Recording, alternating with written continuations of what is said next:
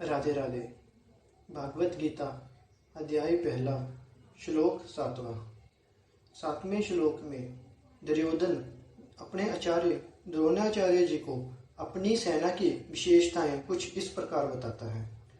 अस्माकं तु वशिष्ठा ये तन्निबोध द्विजोतमा नायका मम सैन्यस्य सज्ञार्थ तांबम ब्रमीते।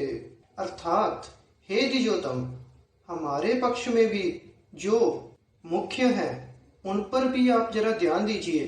आपको याद दिलाने के लिए मेरी सेना के जो नायक हैं उनको मैं कहता हूँ। व्याख्या। अस्माकं तुम वशिष्ठा ये तन्निबोध द्विजोतमा। अर्थात दुर्योधन द्रोणाचार्य जी से कहता है, हे द्विज श्रेष्ठ, जैसे पांडवों की सेना में श्रेष्ठ महारथी हैं वैसे ही हमारी सेना में भी कोई कम पराक्रमी महारथी नहीं है।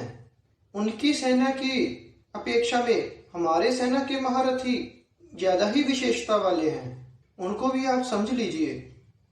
तीसरे श्लोक में पश्य और जहां निबोध क्रिया देने का तात्पर्य यह है कि पांडवों की सेना द्रोणाचार्य जी के समक्ष खड़ी हुई थी, जिस कारण पश्य शब्द का उपयोग किया गया। और उसके विपरीत कौरवों की सेना महारथी द्रोणाचार्य जी के पीछे खड़ी हुई है, जिसकी वजह से निबोध शब्द का प्रयोग किया गया है, जिसका अर्थ है ध्यान देना।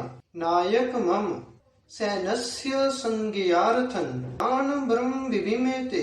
अर्थात मेरी सेना में जो विशिष्ट सेना नायक हैं उनकी तरफ आपका ध्यान दिलाने के लिए उनके बारे में मैं आपको कहता हूँ।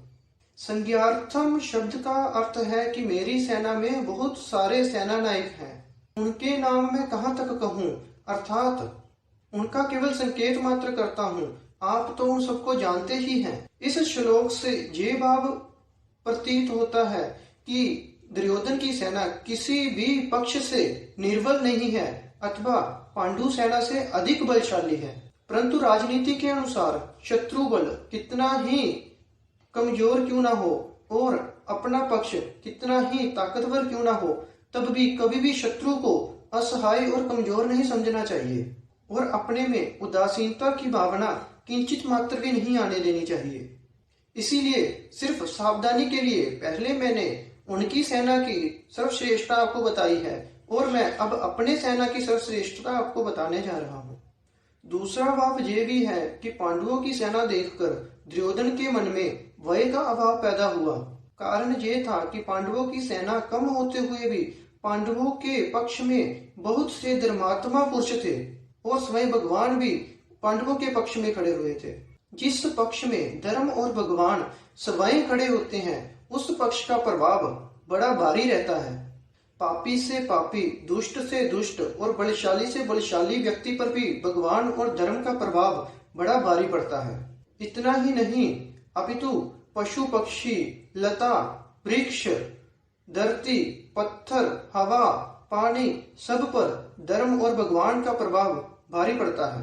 कारण ये है कि धर्म और भगवान नित्य हैं। कितनी ही ऊंची ऊंची भौतिक शक्तियां क्यों ना हो, वह भगवान और धर्म के समक्ष सभी अनित्य हैं। इसी कारण पांडवों की कम सेना का भी दुर्योधन के मन पर बड़ा भारी प्रभाव पड़ा, परंतु उसके अंदर बल का विश्वास मुख्य होने से वह द्रोणाचार्य को विश्वास दिलाने के लिए कहता है कि हमारी सेना में जितनी विशेषता है उतनी विशेषता पांडवों की सेना में नहीं है, अतः उन पर हम सहज ही विजय प्राप्त कर सकते हैं।